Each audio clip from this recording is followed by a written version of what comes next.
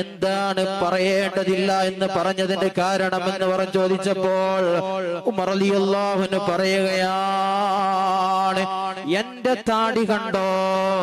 താടിൽ ഒരു മുടി നരച്ചത് കണ്ടോ?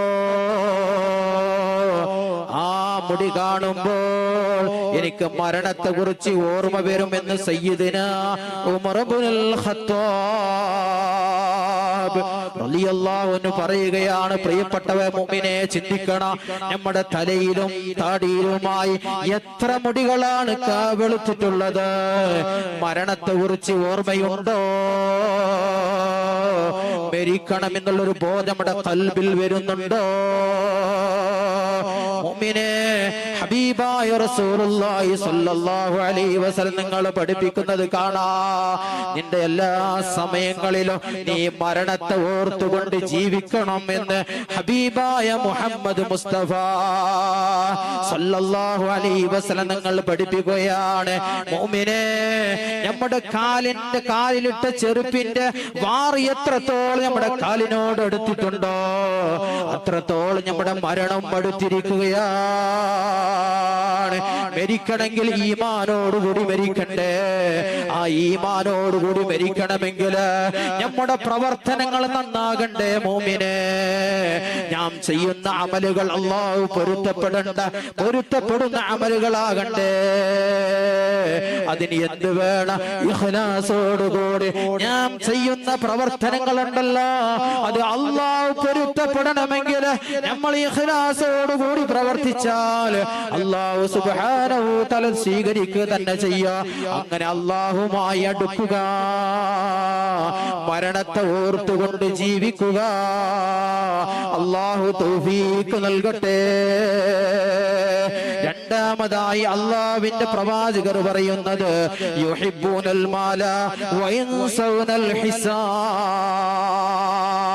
യുഹിബ്ബൂനൽ മാല, അവർ മുതലിനെ, സമ്പത്തിനെ വളരെയധികം ഇഷ്ടപ്പെടും സഹാബ. ഇന്ന് പല സ്ഥലത്തും നടന്നുകൊണ്ടിരിക്കുന്ന എന്താണ് മോമിനെ? പണത്തിന് വേണ്ടി സ്വന്തം പിതാവിനെ പോലും കൊല്ലാൻ മടിക്കാത്ത മക്കളാണ്. പണത്തിന് വേണ്ടി സ്വന്തം ജ്യേഷ്ഠൻ അനുജനെ കൊല്ലാൻ മടിക്കാത്ത കാലഘട്ടമാണ്. അതാണ് 1400 വർഷങ്ങൾക്ക് മുമ്പ് മദീന പള്ളിയിൽ ഇരുന്നു കൊണ്ട് ലോകത്തിന്റെ നായകൻ മുഹമ്മദ് മുസ്തഫ സല്ലല്ലാഹു അലൈഹി വസല്ലം നിങ്ങൾ അന്ന് പറഞ്ഞ കാര്യം പുലർന്നുകൊണ്ടിരിക്കുകയാണ്. പണത്തിനോടുള്ള ആർത്തി മനുഷ്യർക്ക് ഇങ്ങനെ വന്നുകൊണ്ടിരിക്കുകയാണ്. അങ്ങനെ പണത്തോടുള്ള ആർത്തി വരുമ്പോൾ എന്താണ് അവിടെ സംഭവിക്കുക? വയൻസൗനൽ ഹിസാബ, അവൻ വിചാരണ, ഹിസാബ് അവൻ മറന്നു പോകുന്നതാണ്. പരലോകമുണ്ട്. പരലോകത്തെത്തിക്കഴിഞ്ഞാൽ നാം എല്ലാവരും മരിച്ചതിന് ശേഷം, ഖബറിൽ കടന്നതിന് ശേഷം, പ്രിയമുള്ള മോമിനെ, മഹ്ശറയിൽ നമ്മളെല്ലാവരും ഒരുമിച്ച് കൂട്ടപ്പെടുന്നതാണ്. അവിടെ വിചാരണയുണ്ടോ?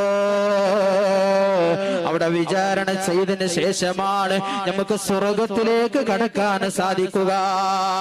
എല്ലാവരും മഹ്ശറയിൽ സൂര്യന്റെ ചൂട് കൊണ്ട് വേർപ്പിൽ മുങ്ങി കുളിക്കുന്ന സമയത്ത് എല്ലാവരും നഫ്സി നഫ്സി എന്ന് പറഞ്ഞുകൊണ്ട് നട്ടോട്ട് ഓടുന്നൊരു സമയമാണ്. ആ സമയത്തതാ ആരും സഹായിക്കാനില്ലാത്ത സ്ഥലമാണ്. അവിടെ നമുക്ക് ശഫാഅത്ത് ചെയ്യേണ്ടത്, നമുക്ക് ശഫാഅത്ത് ചെയ്യുന്നത് നമ്മുടെ ഹബീബ് മുഹമ്മദ് മുസ്തഫ.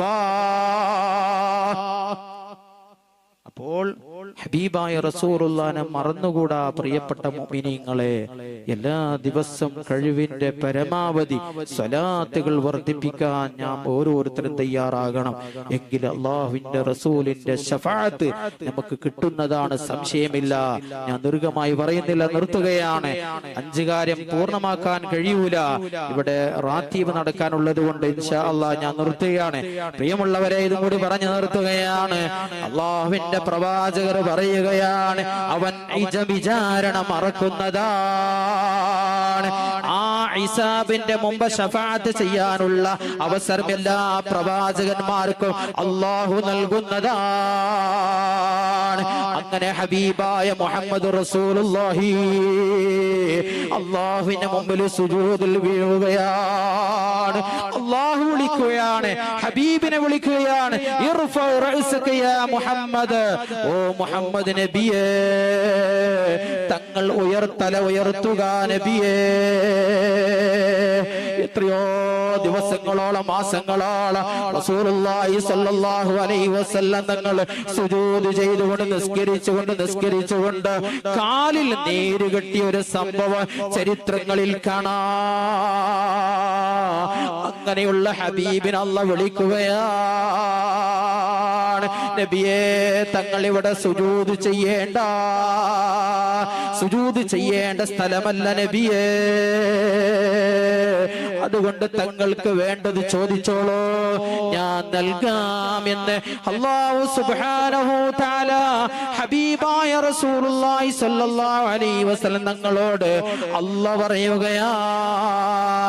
നബി സ്വല്ലല്ലാഹു അലൈഹി വസല്ലം നമുക്ക് വേണ്ടി അവിടെ ശഫാഅത്ത് ചെയ്യുന്നതാണ്. ആ ശഫാഅത്ത് കിട്ടണമെങ്കിൽ അവിടെ ആ വിചാരണയ്ക്ക് ശേഷം റസൂലുള്ളാഹിന്റെ ശഫാഅത്ത് കഴിഞ്ഞതിന് ശേഷമാണ് നമ്മൾ സ്വർഗ്ഗത്തിൽ കടക്കുക. മുഅ്മിനീങ്ങളെ, ആ സ്വർഗ്ഗത്തിൽ കടക്കണമെങ്കിൽ ഹബീബായ റസൂലുള്ളാഹി സ്വല്ലല്ലാഹു അലൈഹി വസല്ലം പഠിപ്പിച്ച കാര്യങ്ങൾ നമ്മുടെ ജീവിതത്തിൽ പകർത്തിക്കൊണ്ട് ജീവിച്ചാൽ മാത്രമേ മഅ്ശറയിലുള്ള ഹിസാബി ശഫാഅത്ത് നമുക്ക് കിട്ടുകയുള്ളൂ. അല്ലാഹു സുബ്ഹാനഹു തആല ഹബീബായ റസൂലുള്ളാഹി സ്വല്ലല്ലാഹു അലൈഹി വസല്ലം തങ്ങളുടെ ശഫാഅത്ത് കിട്ടുന്ന മുത്തഖീങ്ങളിൽ നിങ്ങൾ എല്ലാവരും നീ ഉൾപ്പെടുത്തണം റഹ്മാനേ. പ്രിയമുള്ള മുഅ്മിനീങ്ങളെ, അതുകൊണ്ട് മരണം ഏത് സമയത്തും സംഭവിക്കാം. മരിക്കുന്നതിന് മുമ്പ് ഒരുപാട് നല്ല സൽക്രമങ്ങൾ ചെയ്യാനുള്ള ഒരു മനസ്സ് നമുക്കുണ്ടാക്കിയെടുക്കണം മുഅ്മിനേ. മരിച്ചതിന് ശേഷം നമ്മൾ ചെന്ന് കിടക്കേണ്ട ആ ഖബറിൽ നമുക്ക് രക്ഷ വേണമെങ്കിൽ, സമാധാനത്തോടെ കിടക്കണമെങ്കിൽ, പ്രിയപ്പെട്ട മുഅ്മിനേ, ഈ ഭൗതികമായ ലോകത്ത് അല്ലാഹു സുബ്ഹാനഹു തആല അല്ലാഹുവിന്റെ പ്രവാചകർ പഠിപ്പിച്ച കാര്യങ്ങൾ നമ്മുടെ ജീവിതത്തിൽ പകർത്തിയാൽ മാത്രമേ ആ ഖബറിൽ നമുക്ക് രക്ഷ നേടാൻ സാധിക്കുകയുള്ളൂ. അതുകൊണ്ട് മുഅ്മിനേ, നേരത്തെ ഉസ്താദ് പറഞ്ഞതുപോലെ ആ പവിത്രമായ ദിനരാത്രങ്ങളിലൂടെയാണ് നമ്മൾ കടന്നു പോകുന്നത്. ദുൽഹിജ്ജ 1 മുതൽ 10 വരെയുള്ള ദിവസങ്ങൾക്ക് വളരെ മഹത്വമുള്ള ദിവസങ്ങളാണ്. ഈ ദിവസങ്ങളിൽ ഇബാദത്തുകൾ കൊണ്ട് ധന്യമാക്കണമെന്ന് മഹാന്മാരായ പണ്ഡിതന്മാര് പഠിപ്പിക്കുന്നുണ്ട്. അതുകൊണ്ട് പ്രിയപ്പെട്ട മുഅ്മിനേ, ഇങ്ങനെയുള്ള മജ്ലിസുകളോ അതേപോലെ നല്ല നല്ല കാര്യങ്ങൾ നമ്മുടെ ജീവിതത്തിൽ ചെയ്തുകൊണ്ട് അല്ലാഹുവിന് പൊരുത്തപ്പെടുന്ന പ്രവർത്തനങ്ങൾ ചെയ്തുകൊണ്ട് നല്ലൊരു അടിമയായി തീരാൻ നാം ഓരോരുത്തരും തയ്യാറാകണം. നന്ദിയുള്ള ഒരു അടിമയായി തീരാൻ നാം ഓരോരുത്തരും തയ്യാറാകണം. അല്ലാഹു അതിന് തൗഫീഖ് നൽകി അനുഗ്രഹിക്കട്ടെ. അർഹമുർ റഹീമായ റബ്ബേ, പടച്ചവനെ, സാധുക്കൾ